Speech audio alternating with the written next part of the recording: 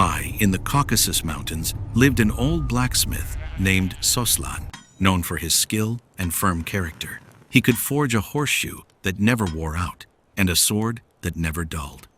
People came from distant villages, and his family never knew want.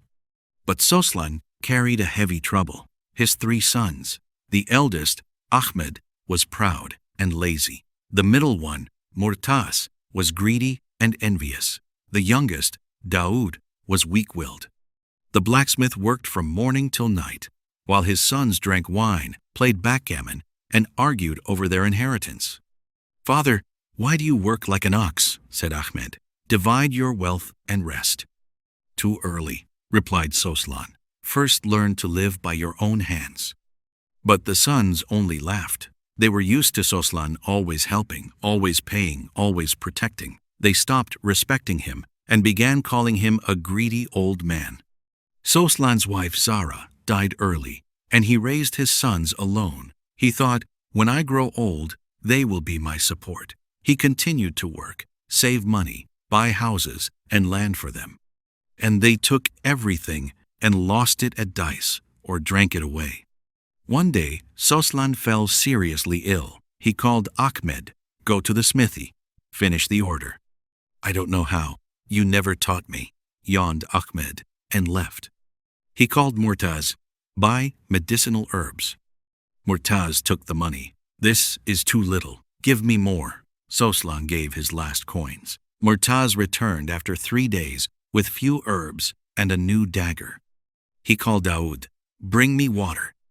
Daoud started to get up, but his domineering wife hissed, "You're not a servant." Daoud sat back down. For 7 days, Soslan lay alone. A widow from the neighboring house, whom he had once helped cared for him. His own sons never looked in. When Soslan recovered, he called them for a council. They came, expecting to divide the property. The old man sat by the hearth, his eyes filled with quiet sorrow. "My sons," he said, "I will tell you a story. Long ago, beyond a high pass, lived 3 brothers. The eldest was strong and wise. The middle was swift. The youngest was kind but indecisive. They lived in harmony. Their dying father said, 'Never rely on your relatives,' because he coughed and died before finishing. The brothers wondered, what could be more reliable than blood? They swore to always support each other. Years passed. The eldest grew wealthy. The middle became a famous hunter. The youngest traded poorly and often turned to his brothers for help. They gave him money, livestock, advice. He grew accustomed to being bailed out, became lazy, drank, lost what he was given. Then war came. The eldest said, "I will fight." The middle said, "I will fight."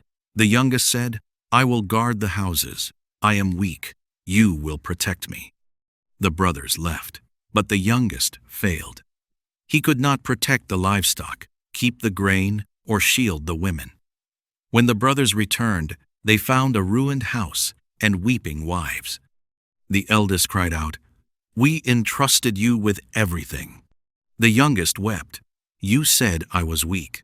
I relied on you, and you relied on me. But the weak cannot protect the strong. That is the law." Their father had meant, never rely on your relatives, because excessive hope relaxes a person. If you know someone will rescue you, you stop straining your will. You become worthless. And if you fail others' hopes, you become a traitor in their eyes. Hope itself is a poison that weakens both the one who hopes and the one on whom hope is placed. Soslan fell silent. His sons sat with downcast eyes. They recognized themselves. "But we never asked you to feed us," said Ahmed. "You simply took, and I gave," replied Soslan. "Because I thought, they will be my support in old age," I relaxed. I stopped demanding from you, stopped teaching you to work. I made you weak myself, and now you do not love me. You await my inheritance like vultures." The sons felt shame for the first time. "What should we do, father?" asked Daoud. "Nothing for me. I will manage. As for you, start living anew. Take example from my childhood friend, who lost his parents early. He built his life with his own hands, counting on no one. He became strong because no one helped him. Go and do likewise. When you have built something yourselves, then come for my blessing. The sons left, shamed. Soslan understood. Relying on relatives is a trap. Parents spoil their children, hoping for care in old age. Children never learn independence, expecting help. Then hopes crumble, leaving resentment. A year later, Ahmed returned. He had opened his own small smithy. He showed his father a crooked horseshoe. "But it is yours," said Soslan. "I am proud of you." Then came Murtaz, now an honest trader. Then Daoud, a carpenter's apprentice. They no longer relied on their father. He stopped relying on them. They simply lived, each his own life, meeting on holidays. When hope died, true respect was born. Soslan lived many more years, not richer, but calmer. His sons became honest men. When the old man died, they did not divide his property with tears of joy.